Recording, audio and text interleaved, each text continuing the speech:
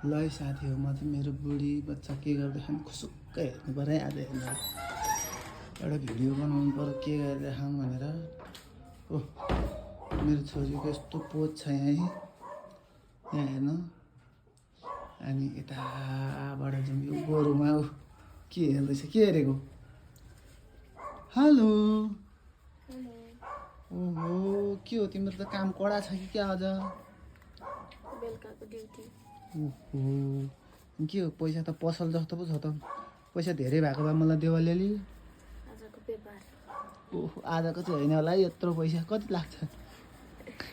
4-5 लाख जम्मा 4-5 लाख होलसेल रिटेलको पैसा अझै दराजमा पनि छ होला है छैन यो गोरु चाहिँ हेर्नु न मलाई हेर्दैछ ऐनाबाट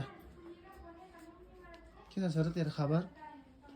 हाम्रो चाहिँ यस्तै छ है साथी हो यसो एउटा भ्लग बनाउनु कि भनेर चेक गरेको घर आउँदाखेरि बुढीको यस्तो ताल रहेछ के छ खबर अरू बुढी सुनाउ त जान्न चाहन्छ